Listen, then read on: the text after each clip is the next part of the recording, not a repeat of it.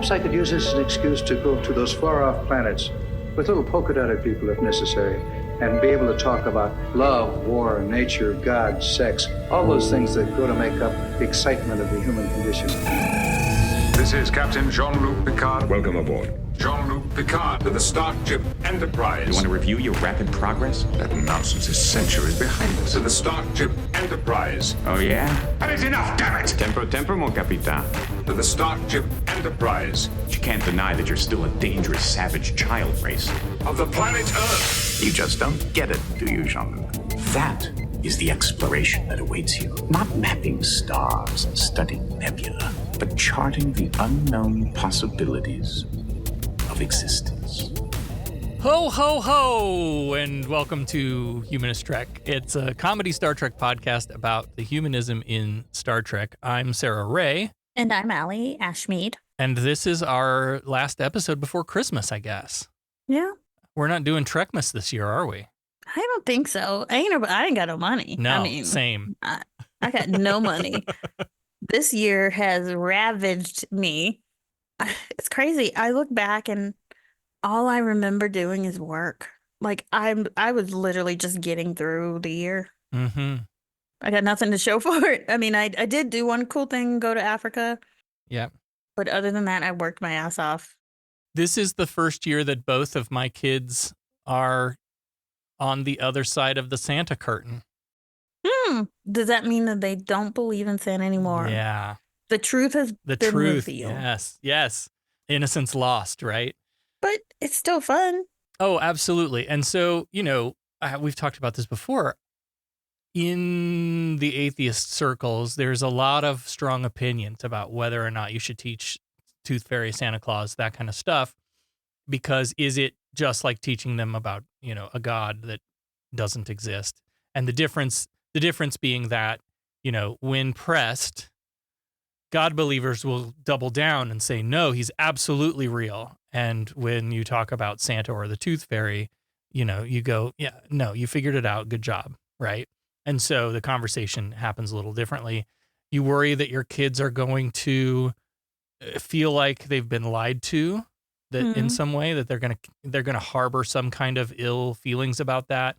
Neither of mine did, because they came to it on their own. The little one came to us a couple months ago, I guess now, and asked, is this real? And we did the, well, do you think it's real? And kind of, made it a little thought experiment and like talk through what you're thinking and let us know where you are.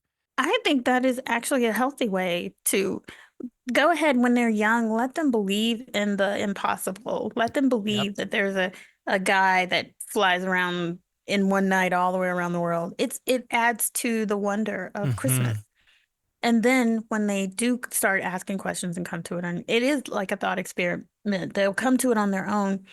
But like believing in Santa or the Tooth Fairy isn't going to hurt anyone because eventually they will know the truth. Right. And you're not making fucking laws and you're not mandating how people live based on whether Santa Claus is real or not. So I don't see a problem with it. I think it just adds to the fun. Yes, I agree. And the approach that we have tried to take is, when the oldest figured it out, then it was, okay, now you get to be a Santa for your sister and you get to help, put shit under the tree in the middle of the night and fill the stockings and do all the Santa stuff. Yeah. You get to be a part of that, like behind the scenes. But now both kids are out of the belief. And, now you become Santas to others. And Christmas becomes about being, doing kind things without expectation of acknowledgement or reward. And that's the lesson that we're supposed to take from it. Well, the Tooth Fairy's bullshit. Oh, anyway, yeah, for sure. That's so creepy. Why do you want to take body parts off and put them under your pillow and expect money for it? That is stupid anyway. Yeah. That's so stupid. Yeah. And surely it's an invention just to help kids with the fear of like pieces of your body are falling out and you don't know what the hell's happening to you, Yeah. That can be a scary thought. Yeah. So on the other side of Santa, it becomes about what Christmas is supposed to be about, family and togetherness and doing nice things for other people without an expectation of acknowledgement or reward. But in the capitalist hellscape of 2024, Christmas is absolutely about buying toys and TVs and shit, as we recently experienced Black Friday and Cyber Monday and all the fucking sales and all of that shit. And it's so commercial and so capitalist that, Black Friday used to be one day. Now it is 2 months. Yeah, it's a whole fucking thing now. Because they got to get that money. So every day is Black Friday. You know who else got to get that money? The new baddies of Star Trek in Star Trek The Next Generation, Season 1, Episode 5, The Last Outpost. Commander, you'll soon be getting an intruder alert. What? I got something, sir.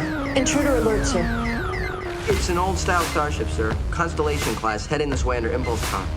Number one, kindly take charge of our guests until we have time to decide what we're going to do with them.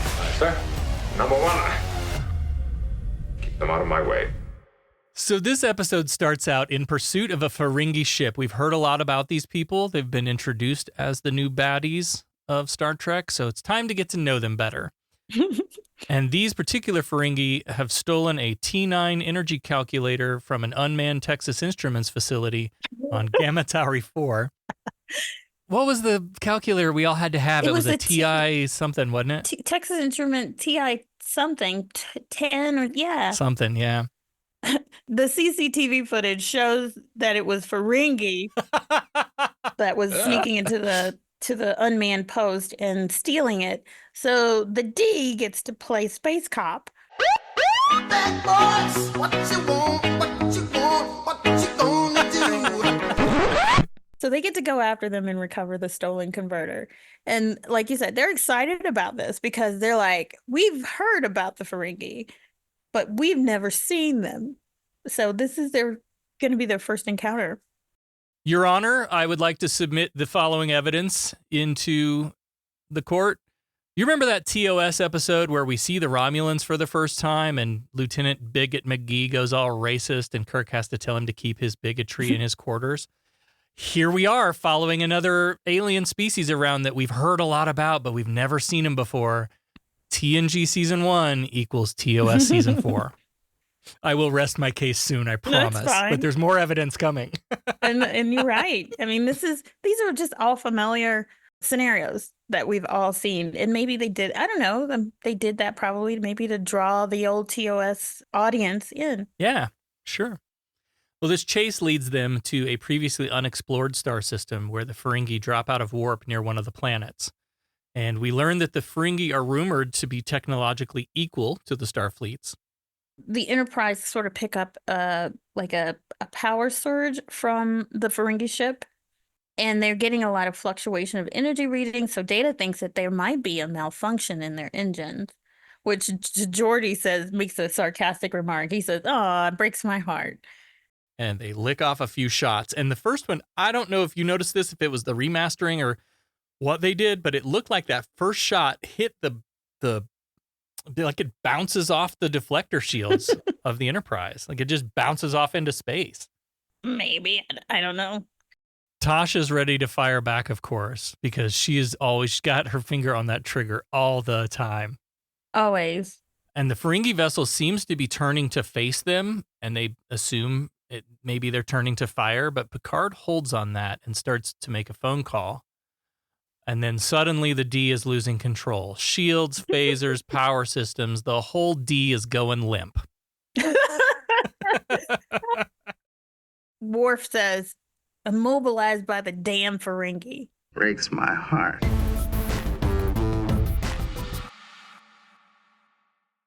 After the theme, even the Tannoy is down, so Geordi gets sent down to engineering to go get a full report from them. Of course, Picard assumes that the Ferengi have somehow disabled them, that they're more powerful maybe than the rumors that they'd heard. Troy isn't reading anything, but that may be because some species can shield their minds from her, so we're not really sure what's going on there yet. And Data cracks open the Encyclopedia Britannica Volume F and provides a historical reference to help put the Ferengi into context for us all. One thing that is apparently true of all the reports about Ferengi is that they are traders, not unlike the ocean-going Yankee traders of the American 18th and 19th centuries. So I figured that he would compare them to pirates, but that's not what this Yankee trader reference is. Right. And I'm not familiar with Yankee traders in our history. I do love this bit, though, because Riker asks if the scholars believe that the Ferengi may not be unlike us. And Data's like, whoa, no way. These fuckers are like the capitalists of Earth's past before your ancestors ate the rich, which is apparently something that we are going to do in the future. And I'm here for it. The Ferengi are believed to conduct their affairs of commerce on the ancient principle caveat emptor, let the buyer beware. So, way to take a hard swing at capitalism early on in this show. Yeah. I quite like that. And Data makes a comment, sort of a slang comment. He's like, well, I doubt they wear red, white, and blue or look anything like Uncle Sam. Uncle who? He tells a great joke and Geordi's not around to hear it. I know. Man. If you tell a joke and Geordi is not around to hear it, if a tree falls in the forest, is it funny? If Geordi's not around to hear it, it's funny. Oh, man. But then Picard calls down the engineering, still no answer. So then he sends Riker down there too, as if, that's going to help. Tasha doesn't understand the significance of the red, white, and blue, not being from Earth and all. So Picard explains how back in the capitalist hellscape of Earth, countries use different colors to identify themselves, and he takes a pot shot at the U.S. for being red, white, and blue, whereas the French more properly used the same colors, but in the, I guess, somehow more correct order, blue, white, and red. And then Data. I'm really starting to see, especially in early Data, why he was so relatable to autistic viewers. Mm-hmm. There's just this subtle nuance of like neurotypical human conversation that he just does not get. And in Data's brain... Hello. I'm Dr. Sheldon Cooper, and welcome to the premiere episode of Sheldon Cooper Presents Fun with Flags. Over the next 52 weeks, you and I are going to explore the dynamic world of vexillology. Hang on, Dr. C. What's vexillology? Vexillology is the study of flags. Cool. I think I just learned something. Did you have fun doing it? I'll say. Are you familiar with The Big Bang Theory? Were you a fan? So I never watched it. I started watching it a few months ago. He's like, old Earth flags. I know a lot about that. Let me say all the things I know, and then I'll be a useful part of this conversation. Mm-hmm. That's the connection that neurodivergent people feel in Data. They feel connected in that way because he's like, I have all of this knowledge, but it doesn't really fit into the conversation. But I'm just going to say it. Yeah. And of course, Picard says, that's enough, Data. But then he says, well, you kind of started this conversation. Back to the Ferengi, it's possible that their weapons could be vastly superior after all. We just don't really know. So down in engineering, I guess McDougal and Shimoda have been transferred to Starbase 80 at this point. Damn, Starbase 80? Because it seems like Geordi just shows up and starts running the department. He sure seems right at home down here, doesn't he? Yeah, but he's wearing a red shirt right now, right? Yeah. I didn't recognize when the color changed because, he's wearing a red shirt. But it's just Riker and him down there. So the engineering problem is that whatever force field is holding the D operates on the old every action has an equal and opposite reaction. If they try to move, the force field compensates equally against them, although there's a 0.372 millisecond delay between action and reaction, and that gives Riker an idea. It turns out the delay timing between a slow reverse impulse and a forward jump to warp speed is 0.300 milliseconds, and Geordi has a full-on eureka moment over this and just starts throwing orders. Again, very comfortable in this engineering playset. They're basically going to pop the clutch on the D. Yeah. They're going to shift down, then kick it hard into warp 9. And as Geordi says, they're going to come back fighting. And he gives a little woohoo. And they think that might be enough to break loose from the Ferengi force field, or what they think is holding them. Riker returns to the bridge to pass along this brilliant plan. Worf is all glory and honor, ready for battle, but Picard reminds him that there's no shame in a strategic retreat. live to fight another day, maybe. LaForge returns, having also restored comms between the bridge and engineering, and to kick off this plan, Picard sends a voice memo. Give back the T9 graphing calculator you stole from Gamma Tauri 4. And then some philosophy. Picard says to Riker, sometimes the best way to win a fight is not to be there. Run away! Which, of course, that's not Worf. Worf and Tasha want to kick ass like right now.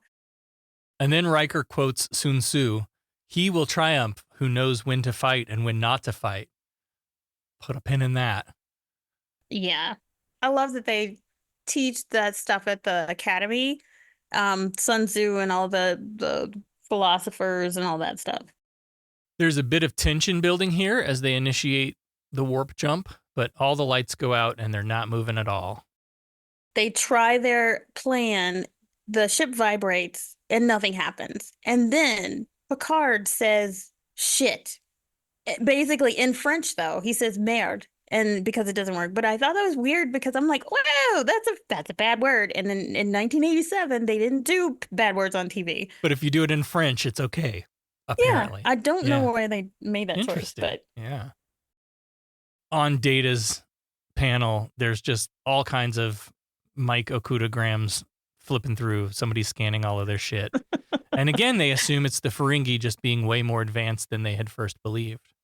like the Feringers sound terrifying. I mean, they are holding their ship, they're reading all of their Enterprise memory banks, and LaForge is like, can they do that?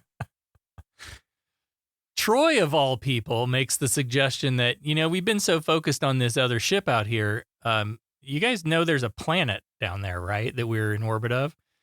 So Picard calls a meeting in the conference room, and Troy puts up Star Trek, the original series episode Arena on the screen at the end of the room and talks about how Kirk's Enterprise and a Gorn ship experienced something very similar and were made to fight to the death on the planet in slow motion by an alien called a Metron. What are the odds there's a Metron down on this planet? TNG Season 1 equals TOS Season 4. Nice. So he asks for opinions, which I love. It's very democratic. And I think Kirk sort of did this too. Not to the extent, though. No, because not early TOS, but I think later TOS, they started doing that.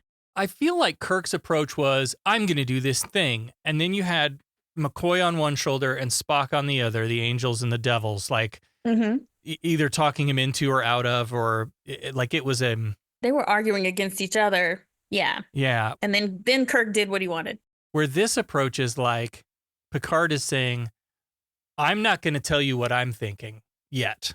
Right. Let's go around the room and you tell me what you guys are seeing and what your thoughts are. And then, I will take all of that into consideration when making the decision. And I like that. I like it a lot. Yeah. Like a good leader doesn't just call the shots. They listen to the people executing those shots, and the people who actually do the work might have some good ideas on how the operation could run better, right? Like every time I've quit a job, it's been because of dictatorial management, not leadership, right? And so I'm starting to realize that besides the training and examples I had of great leaders at Disney, perhaps young Sarah was already forming a leadership style right here on the Enterprise, with Picard providing this example of what good leadership should be. Of course, Tasha and Worf are always in agreement to hit him hard, hit him fast, shoot first. Picard says impractical, but provocative. He doesn't completely rule it out, but he does point out that they might not even have enough power to even do that. They did get fired upon by the Ferengi, but Troy points out, well, we were chasing them. So maybe it's because, maybe they were just defending themselves against us. And so Troy says, let's talk to them. She's like the voice of reason right now. He still ignored her suggestion of looking at the planet, but she did say, let's talk to them. Yeah. And Picard's like, well, we've tried that. We've been calling them and they're not answering the phone. And she's like, well, you haven't said anything they want to hear yet. So this is a diplomacy scheme that we have to work out here.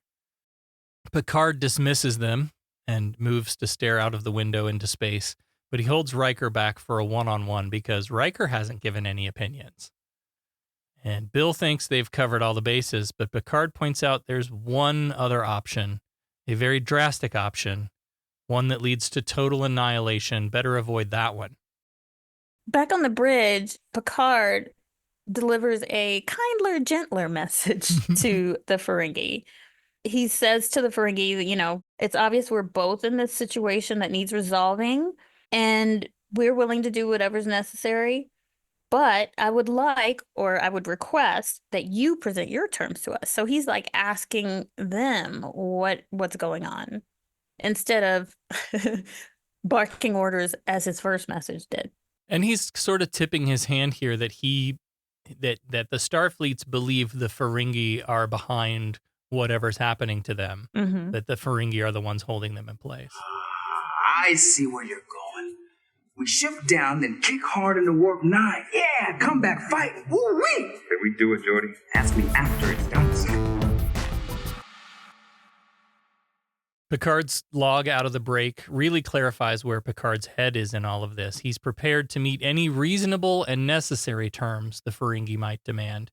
But what if their demands are unreasonable? Are they in any position to negotiate in any way? In this scene, Professor Picard is teaching his class a lesson on patience. The Ferengi ship seems to move, and Itchy Fingers, Tasha, and Worf, ready to rain fury down upon them. Besides, their shields are almost drained, and when they fail, the Ferengi will surely fire on us. Professor Picard's patience pays off as Damon Tar of the Ferengi finally answers the phone, but it becomes clear rather quickly that Tar thinks he's negotiating his surrender, not the other way around. I love that. I love this because it's like a big misunderstanding. So Picard puts the call on hold to share that with the crew. He's like, "Oh, wait a minute. I think we're both trapped by some third party. They're not holding us. They think we're holding them. Geordi, shoot a probe out there and try to figure out what the hell's going on." So he takes the call back off hold, and Picard insists they communicate visually because Starfleet bullshit story that Starfleet can't accept a surrender unless it's on a video call. It's null and void if it's not video. So Tar reluctantly agrees, even though visual communication is against their custom. And on screen, we get our first look at a Ferengi. And it's just so damn ugly, even Data makes a sour face. And on the Ferengi ship, they're like, "Ew, humans are ugly. Ugh, gross," just like we heard. Which is so ironic. Yeah, the ugliness of humans was not an exaggeration. It's funny that they both find each other ugly. He says, "Fine, I'll return your worthless T9 device and offer the life of our second officers." And then Data somehow gets to be like the whispery, chatty person in class. Like he's like he leans over to Geordi and he's like, "Boy, fortunately, Starfleet doesn't have any rules according to second officers because it would be them." So Picard ends the call, saying he'll discuss it with the staff and get back to them. We should talk about the Ferengi. Of course, they have giant ears and a bald butt head and large wrinkled noses. Sharp teeth. This one has like a tattoo on its forehead too. Oh. I want to say Armin has talked about before that the reason that he didn't have one, like it was a military symbol or something. Mm-hmm. And the Ferengi bridge was a budget too far, apparently. So all we see is Tar against this white background. And Tar, we should also say, is played by Mike Gomez, who comes back to play another TNG Ferengi later on. We'll see him again. Gomez guested on Hill Street Blues, TJ Hooker, 21 Jump Street, The X-Files. Really? Walker, Texas Ranger. Wait, what's his name? Bones, Criminal Minds, Mike Gomez. Oh my gosh. All right, I got to see what he looks like his actual face. Without the ham on his face? Yeah. Because oh, okay. Yeah. Yep. I can see that. I'm huge fan of X-Files. I think I've watched every episode 5 times. To remind us how much Picard hates children and that there are children on board, as they go into the conference room to deliberate again, And that's another thing that I don't understand. You're all standing around the bridge just to have the conversation out there, but we built the set, so we got to use it, I guess. So they go into the conference room, and there's a couple kids dicking around, and Riker tries to chase them off, but he's not quick enough. They almost bump into Picard as he comes into the room. And Riker says the now unfortunate phrase, boys will be boys. Yeah. Ugh. Ah, the late 80s. I mean, but again, it's just a tiny sprinkle of humor. And again, it's showing that Riker is failing in his duties to protect Picard from children. We get another new tech demonstration as Data lowers the lights and calls up a holo image from the table. I thought this looked great.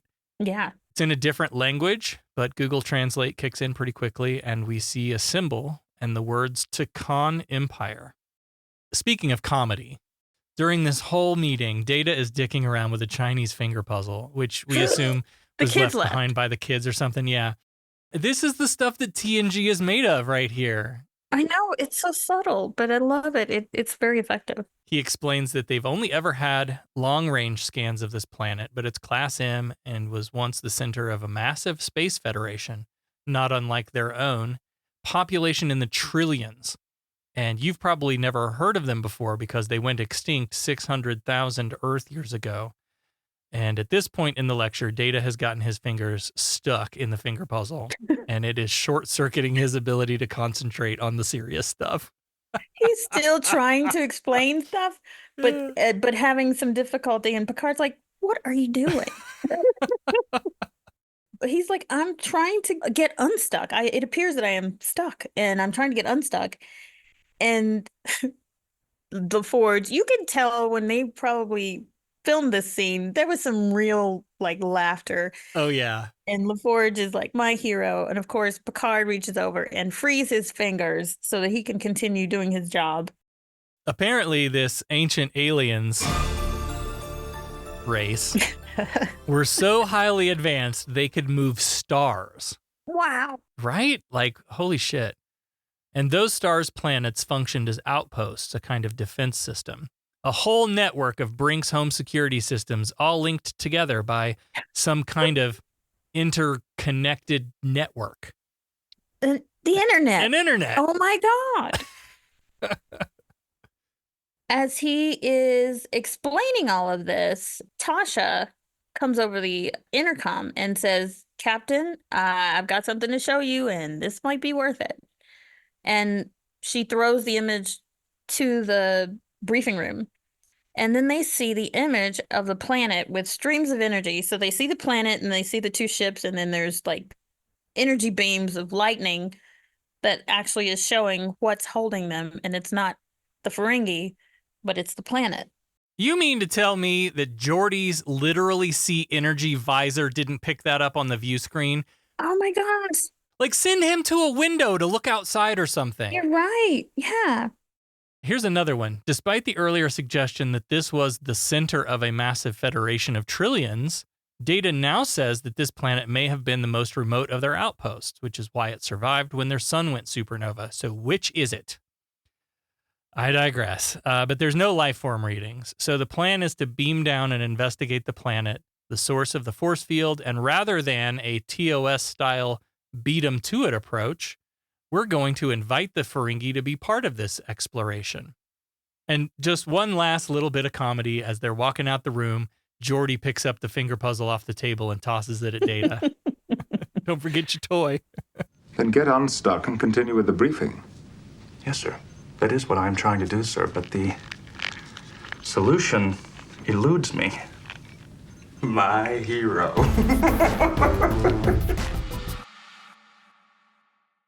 So before they depart to go on their away mission, Tasha reports that the power drain is critical and they're going to have to shut down some of the support systems. And then Picard hails the Ferengi. And then Tara comes on screen again and says, "Oh, your alien images again shock us." Picard tells them their plan is that let's have a more productive relationship. Let's go down to the planet together to figure out what's happening. This conversation proves difficult, though, because as Picard suggests a more productive relationship, And Tar says he prefers a more profitable one. Data whispers to Geordi, who's again, Yankee traitor. But Tar overhears it. Come on, Data, you know better than that. Why is he whispering like that in class? It is very uncharacteristic of an android to do that. And I don't know, maybe they change his persona a little bit later, but it's very much childlike. So this sparks an argument about who attacked who first, who owns the T9 calculator, and finally, whose planet it was on. Picard says Gamma Tauri 4 is recognized by all civilized members of and Tar cuts him off. Are you saying we're uncivilized? And Tar thinks Picard is also calling them thieves. Poor choice of words there, Picard. You can do better. So Picard finally breaks this cycle of rising anger and frustration and suggests that none of it matters if they're stuck here in this force field forever. So he proposes a trade, a swap, an information exchange. And because there's really no way to know for sure if either of them is being honest, they're going to have to establish some kind of trust to build off of. So they agree to beam down to the planet together. Picard's like patting himself on the back. That was a good first step. But his officers are more skeptical. Something about the image being transmitted was distorted somehow, and I don't know that ever pays off. I do. That's why I think I know what that means. Okay. Initially, Troy said that she didn't sense anything, but she sensed, I guess, after talking to them, that they're hiding something. So Picard tells him, take Worf, and be careful. So Riker, Data, Tasha, Worf, and Geordi are our away team, and they head down to the transporter room. Before they beam out, we're warned that because of the power drain, communication with the Enterprise may be sketchy, and also because of the force field, there's no way to beam back. So they can beam out through the force field, but not back in? That doesn't make any sense. You're right. I didn't think about that. Unless it's like, just say it's the power drain. Anyway. Once they beam down to the planet, only Riker materializes. And this is like a, I don't know what do you usually say? Paint the sound set, play set rock station or whatever. The foam rock play set. Foam rock play set. It's a rocky, stormy planet with lightning and these large clusters of crystals. I love these massive crystal formations. I love them so much. I'm sure they're styrofoam. Oh, for sure. There's nobody around but Riker. So he calls out for the rest of the team. Nobody answers. And then he goes to like a ledge and he calls out, Tasha, Warp, anybody! And nobody answers. He eventually finds Data on top of one of the crystal structures. He's like, what are you doing up there? And Data's inspecting these crystals very closely, and he says to Riker, the vibrations, man. These crystals are clearing our chakras, man. Data figures that the transporter coordinates were somehow like inaccurate because of the force field around the ship. But he does say like the crystal structures were inert and nothing to write home about in slang, which is surprising that he would use that. They find Geordi upside down, hanging from the top of what looks like maybe a cave entrance or outcropping of some kind. And there's a moment here where Data like grabs a hold of him, like he's gonna yank him down out of the thing. Did his foot materialize in the rock, or is it just stuck on something? Like, Data, you're gonna rip his leg off, man. And then Riker's leaning like crouched sort of on his knees, and he's like, "Are you conscious?" and Geordi's like, "Do I look like I'm conscious?" So again, some really good humor. So good, yeah. Nature. He's like, what are you doing? And Geordi's like, I'm resting. My foot got stuck up there. He materialized upside down. I don't know if he materialized stuck or what. But before they can rescue him, they spot the Ferengi nearby. They're wearing fur vests and carrying these pool noodle whips that shoot out bolts of energy. I wrote the same thing. Pool noodles. Absolutely fucking pool noodles. I forgot all about the Ferengi weapon because we don't really see them in action that much other than trading. Yeah, this is kind of it. Like this, the Ferengi change later and for good reason. But yeah, I remember when the first set of Playmates action figures came out, there was a Ferengi among the first wave, the first series, and it had one of these little whip accessories in it. So they whip some lightning out of their pool noodle, and the first zap releases Geordi from the rock, but it also stuns him and Data. And Data was great too, with his arms straight out, like. But not Riker. That takes another shot to knock him out. Just the way that they move is a little different as well. They're moving like, I don't know how you would, serpentine sort of, It's kind of animal-like of some kind. Very much animal-like, monkey-like. Yeah. Fidgety. Do I look conscious? What are you doing? I'm resting, sir. They've been down there 6 hours already. Meanwhile, on the Enterprise, they've got unreserved power. They've cut off most of the life systems just to maintain power, and it's freezing down there. They're handing out blankets. Picard's like, if we lose all our heat, we'll end up like the Tsiolkovsky crew in that one episode of Star Trek The Next Generation. Frozen. Picard's like, even in orbital space, it'll get below minus 200 degrees. And Crush is like, well, we won't have to worry about that much past 72 because they'll be dead. Back on the planet, we see a Ferengi hand remove Geordi's comm badge. And I love this because it has this like shimmery blue nail polish on the hand. Loved that little touch. The others drag Worf in and drop him on the ground. And a familiar voice rings out. If he moves, kill him. This Ferengi is called Letek, played by one Armin Shimmerman, who we know and love as Quark in future episodes. My name is Quark. I used to run the local gambling establishment. The rest of the Ferengi landing party consists of Jake Dengull, who appeared in Night Court, Hill Street Blues, L.A. Law, T.J. Hooker. He's playing the Ferengi Mordok. And Tracy Walter, who was in a ton of TV and movies over the years. Repo Man, City Slickers, the 1989 Batman. Oh. And had a short but I guess popular run on Nash Bridges. Oh, man. Which I was not into. Did you watch? I was. Nash? Yeah, I did. He played Peter Spellman, known as Angel. I'll have to look at his photo. I don't know. It's one of those, I'll know him if I see him. You certainly don't recognize him with the ham on his face. Yeah, I don't. And all those shows were everybody just bounced around. Tracy here plays Kayron, the third Ferengi. So the Ferengi are plotting before these guys wake up. They're already plotting on what they're going to do. They're going to say like, okay, we're going to say that the humans were getting ready to ambush us. It'll be our word against theirs. And then we get a sense of the type of race they are. They're just conniving, untrustworthy.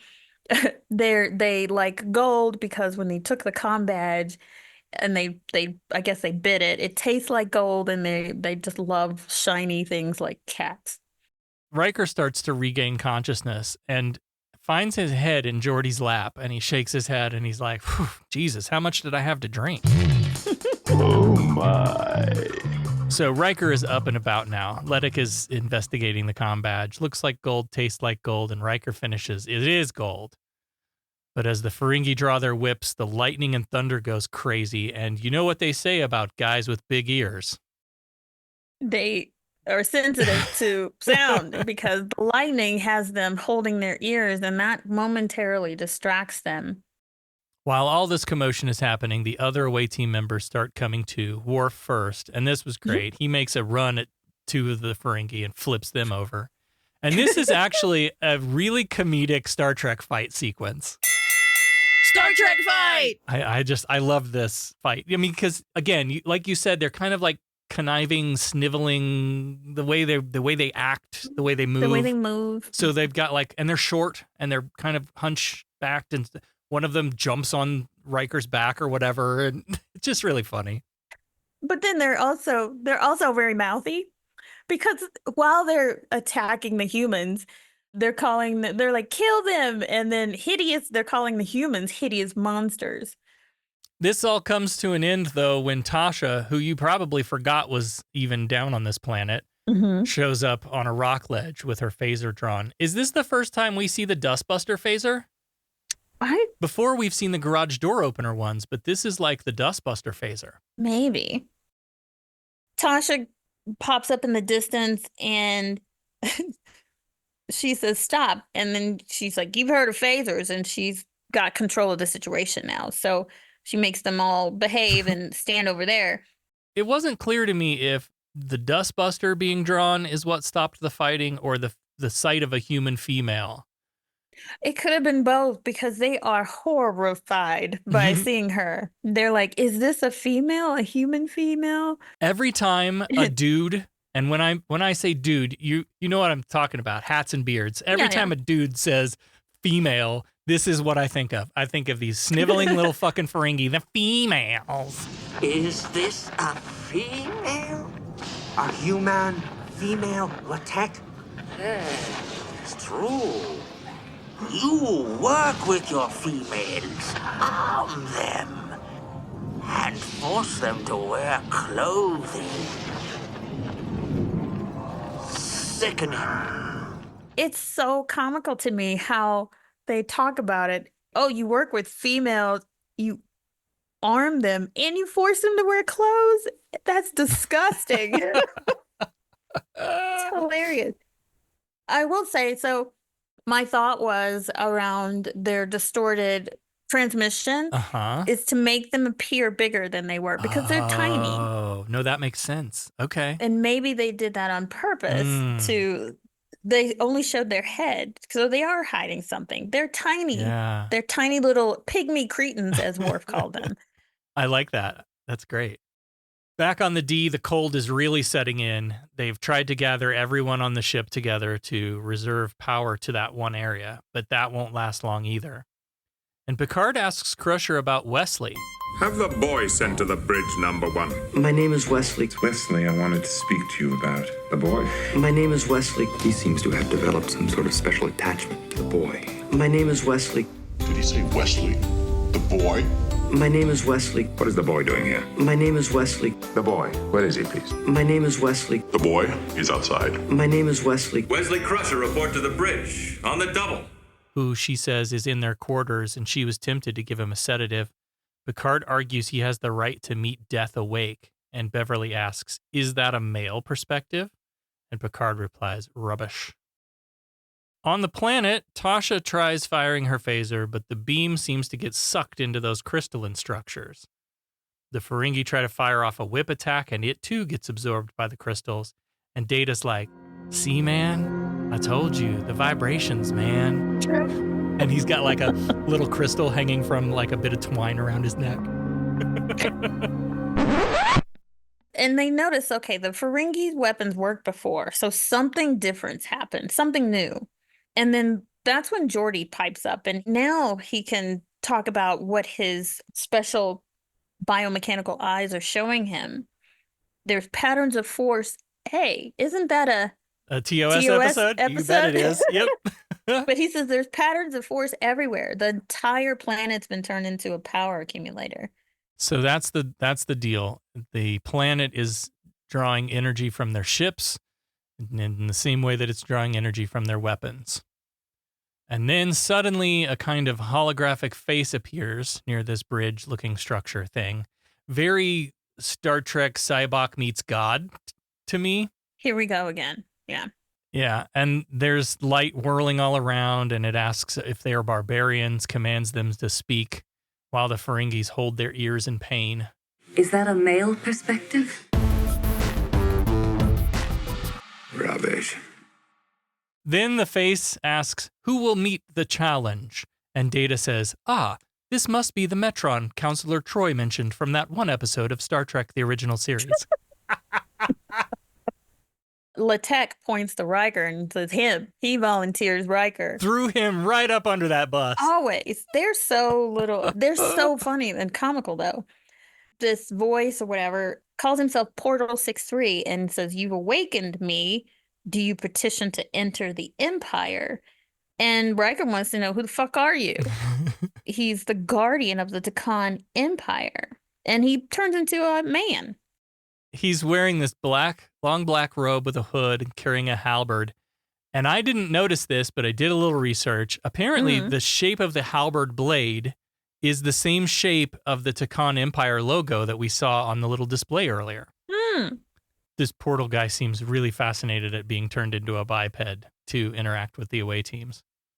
The portal is played by Daryl Henrique, who we will see again in the Trek universe. He was in Citizen with Whoopi Goldberg. Why are you saying it like that? Hey, did you hook up with Whoopi Goldberg on the show? All the time. Police Academy 6. Oh, wait. Oh, I loved Police Academy. I did too. The Rocketeer, Married with Children, Jumanji, which I've recently watched. The first one? Yeah. The Starfleets try to argue that the Tkon Empire is long gone, and the portal thinks this is a deception. So it's time for Data, the Encyclopedia Britannica, to speak the entire entry for the Tkon Empire. And they argue here that the portal must have been asleep this whole time. But the portal still doesn't believe them, and the Ferengi pounce on this. Yeah, deception that's totally human bullshit. That's exactly what they're all about. These humans are all about deception. They came here to loot your empire, and they fired on us, but we intercepted them. And now, if you'll kindly give us control of our vessel back, we will happily destroy the D and all the criminal humans aboard it. Oh, yeah, we are the good guys. And then so the portal says, okay, so you're accused of deceit and treachery. Do you give yourself up for judgment? And Riker says yes. If you believe that these accusations are true, then you should certainly act on them, which I thought was surprising. He's like inviting judgment from a being who's obviously probably powerful. I mean, he's trying to say, like, the Ferengis are full of shit, so yes, let's do this, and I'll prove them wrong very easily. Oh, but they're not done. No. Latek isn't done, and I feel like, okay, they're going to talk themselves into a fucking hole, because Latek is like, we can prove that the humans are destroyers of legal commerce. They withhold vital technology from backwards worlds. And then Murdoch chimes in, and Karen chimes in, but Riker agrees. Yeah, we do. We withhold modern technology from worlds, and they do that because they don't want to influence its development. It's an important directive. Yeah. Maybe even their prime directive. The Prime Directive. How often have you broken it? See, the Prime Directive has many different functions. The Prime Directive? It is more what you'd call guidelines than actual rules. It's a very interesting proposition. I can see it all. Yeah, how could they imagine all the business opportunities they missed out on with this stupid Prime Directive? And they wear gold jewelry. That's very valuable. Okay, first of all, if gold is that common in the galaxy, it's not going to have the value that Star Trek gives it. But I digress. This is great fun as the three Ferengi move toward Tasha. And they're talking about like how clothing females invites others to unclothe them. The very depth of perversion. No, the very depth of perversion is that poem I read. Yeah. He reaches toward Tasha and she grabs his arm and twists it. And of course that pisses Murdoch off. And Tasha's ready to throw down with all three of them. She's like, let's go, bring them all.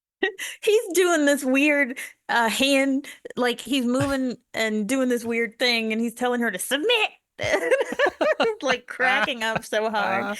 They're so endearing. It's hard to hate them. Yeah. Yeah. So this is what Armin talked about being like the tone of the Ferengi that he didn't want. They're comical. They're supposed to be the baddies. Mm-hmm. And it turns out that they're just comic relief. But I like that because we've got baddies already. Like, I don't know, Romulan and other baddies. And I feel like you need at least one alien species who, not discounting Q, it's going to add some comic relief. And these guys are fucking hilarious. And I love what they grow into from this point, too. Yeah. Riker calls this off and then offers up even more of humanity's flaws. Yeah, we got a lot of shit wrong with us. And Data's like, let me count the ways.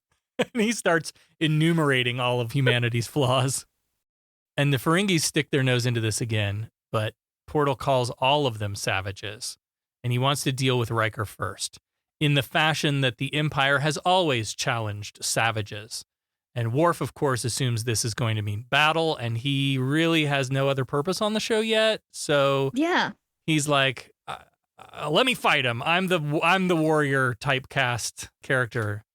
Let me at him. Yeah, he's been shot down so much. He doesn't have, like you said, not much of a purpose other than let me fight him, and then someone says no, and that's it. Yeah. No, this challenge is not a battle, but a thought. He who will triumph, who knows when to fight and when not to fight. Oh, that sounds conveniently familiar, doesn't it? Mm-hmm. Come on, Riker, what's the answer? And Riker's like, whoa, how do you know my name? And the portal starts twirling his halberd around and moving toward Riker. And this was a very, like, I don't know, it seemed very, what's the word I want to use? Hokey. Mm-hmm. Because of the way they sped him up, it felt, I don't know, it felt off. Yeah, he's twirling this axe and coming closer to Riker, and then finally lands like less than an inch from his face, and Riker doesn't flinch. This impresses the portal, but there's still a challenge to be answered. And Riker says, fear is the true enemy, the only enemy. And then suddenly the portal gets super chummy, and he's like, those little weirdos have closed minds, but your mind is full of all kinds of interesting things. Who is this Deanna Troi you think about so much? Oh my. And okay, he's talking about Sun Tzu. Who is this Sun Tzu you revere? Okay, if you know all that shit, because you read everything from their database and you know Riker's name, shouldn't you already know what they're about? Yep. Why the fuck did you put them through this test? And I know this is semantics, but why didn't he read the Ferengi's database as well? We assume he had to have, right? Mm-hmm. Then why put them through this test? So he's like, know your enemy and know yourself, and you will always be victorious. Why that thought? And who is this Sun Tzu anyway? And what is this BDSM you find so fascinating? Oh my. Riker's like, I'll tell you all about it. But our ship, if you could release it, that'd be great. And I love this bit too. First, we see the exterior of the ship and the window lights start lighting up. Mm-hmm. And then the nacelles come back to life. And inside, we see power restoring on consoles and people start coming around. And because of the state they're in, Beverly is a little less formal with Jean-Luc than usual. Because they're dying. And they probably fucked to stay warm. So. Back on the planet, the portal explains that it had been observing this whole thing and was prepared to destroy both ships, but then the humans did something that confused him. First, you wanted to murder each other, then you were willing to help each other. By sparing your helpless enemy, who surely would have destroyed you, you demonstrated the advanced trait of mercy, something we hardly expected. The whole time they're walking and talking, the Ferengi are there and like, what of our vessel? And they're, milling around and they're completely ignoring them. I loved that so much. And but the portal asks, so what do you want me to do with these guys? You want me to kill them? Riker's like, no. Then they wouldn't learn anything. And then Portal has an interesting question. So what if they never learn? Riker asks if this is also a test. And the portal says that in life, one is always tested. But Riker sees them much like humans were several hundred years ago, and that's a thing we do in Star Trek a lot. Here's a reflection of humanity's past. Except these people have technology that makes them dangerous. Like maybe nuclear weapons? Yeah. We don't know that they're going to evolve like we are. But they can't interfere anyway. Because it's Prime Directive. Portal points out that they may learn ways to destroy humans, and Riker agrees that's a possibility, but our values require facing that possibility. And what of the portal, with its empire long gone? It will sleep until needed again. Lower decks, go back to the portal, go back to the portal. Well, but it's all in the can now, it's done. Yeah, I was going to say if they haven't filmed it, then it's done. The portal vanishes, and we're on the bridge for chair chat. Picard compliments Tasha and Worf as Data and Geordi step off the forward turbolift. Picard compliments them too, and Data says something to write home about. And Geordi's here for this one, finally, and he comments on how human that thought is. All the while, Data is dicking around with a Chinese finger puzzle again. Riker reports that the T9 calculator has been returned and secured, not without some bitching from the Ferengi, and Picard gives Riker an attaboy too. Riker, who is also playing with a finger puzzle, has one final request, though. He asks permission to beam a box of Data's Chinese finger puzzles over to the Ferengi, where there'll be no trouble at all. Wait, no, wrong episode. As a thank you for all they tried to do. I didn't think about the Tribble episode, but yeah. There are so many reflections of the original series. So many. Yeah. I didn't even realize. Yeah.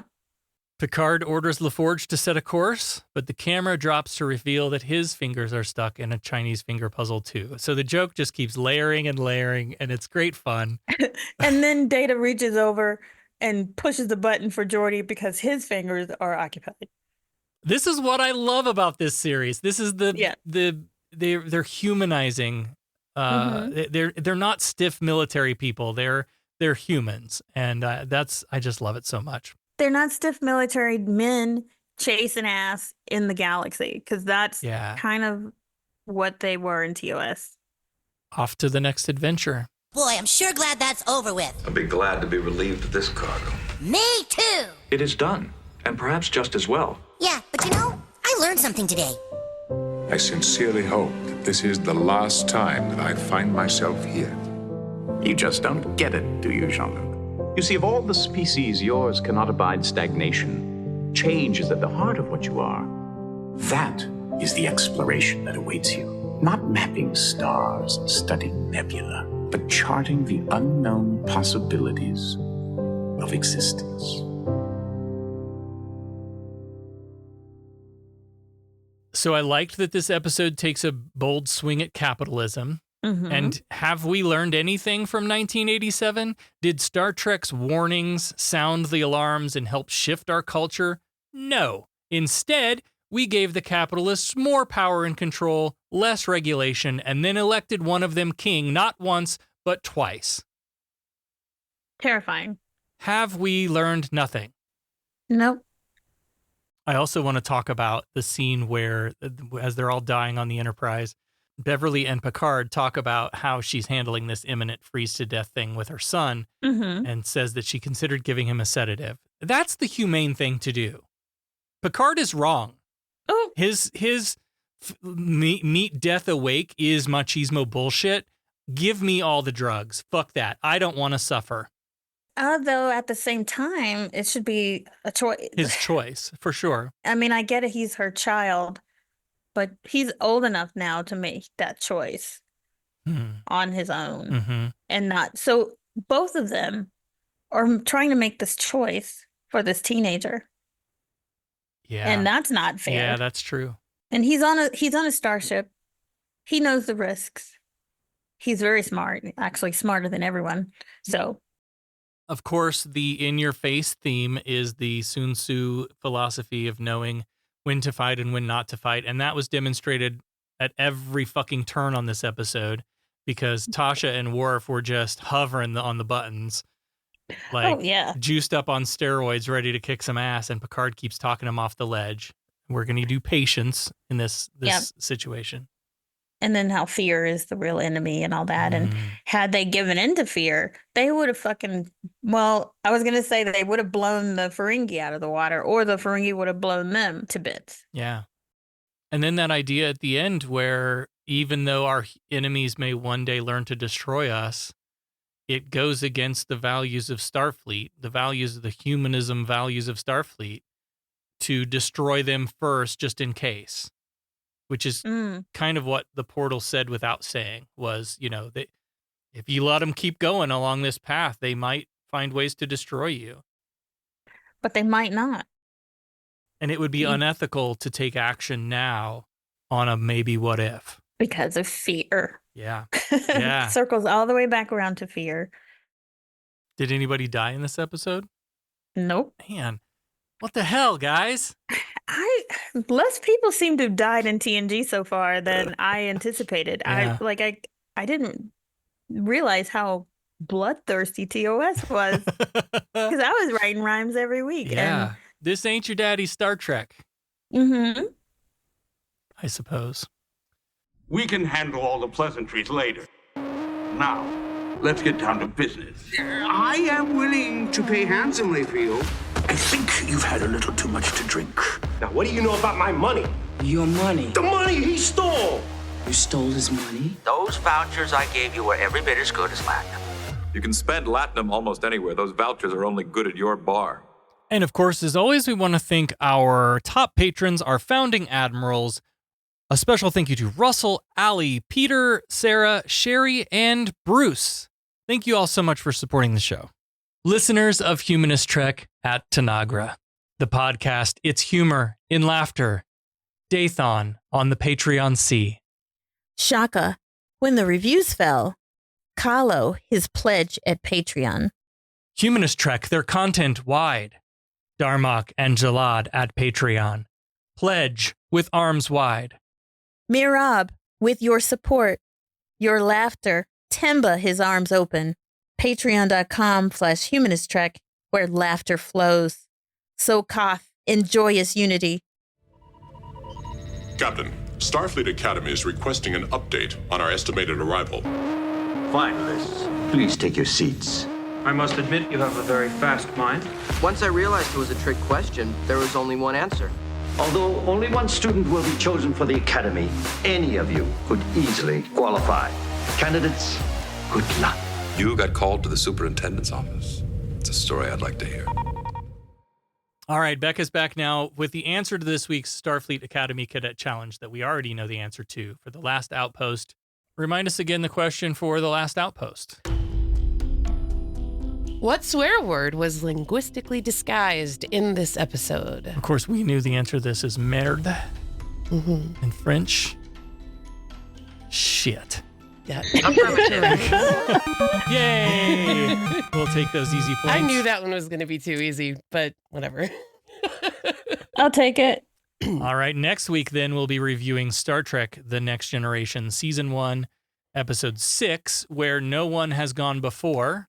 Teenager Wesley Crusher and a dying alien are the crew's only hope for escape from a bizarre galaxy where thoughts become real. Now, I remember this as the Traveler. This is where we meet the Traveler for the first time. What else do you remember about this episode? It's in my mind. I've seen the episode a couple of times, but I didn't make the connection with the Traveler until, now that we're starting over. I'm like, and so watching it again, I know I'll understand it more. I'll get more out of it. I remembered that this was the Traveler and what lies ahead, but what I didn't remember was that this is an episode where they end up somewhere where your thoughts become real. Like, I remember moments of that. Like there's that, like, it's seared into your brain where the doors open off the turbo lift or whatever, and Picard is like stepping out into space, manifesting. Yeah, but I don't. Shore leave. Yeah, but I didn't remember that it was this episode or how big a component of that episode it was. Anyway. Yeah, that's so much. It's crazy how much you forget and how much you retain. Yeah, but yeah. Becca, what's our question for Where No One Has Gone Before? I'm going to butcher his name. Okay. But Eric Minuk, however you say that. Sure. Don't come for me. Nailed it. Good. Who played the Traveler. Yep. Had originally auditioned for what series regular role? Data, I thought. Yeah, it's Data. It's definitely Yep. Data. Yeah. Becca is looking at us like, I fucking hate you guys. I quit. Try harder, Becca. Try harder to stump us. Stump harder. 'Cause I think it was Data because it was that alien. Yeah, he had that look about him. Mhm. Yeah. All right, well, those are our answers. If you want to play along, you know how to do that. Go out to your social media. Share out this episode using the hashtag Starfleet Challenge. Put your answer and we'll pick out a winner. And next time on Humanist Trek, we will talk about Star Trek The Next Generation, Season 1, Episode 6, Where No One Has Gone Before. Glory to your house. Make it so, number one. Humanist Trek is available wherever you replicate your podcast. Follow us on all the social medias at Humanist Trek. Become a patron at patreon.com/humanisttrek. Open hailing frequencies to podcast@humanisttrek.com. and visit our website, humanisttrek.com. Humanist Trek is a production of Sarah Austin Media.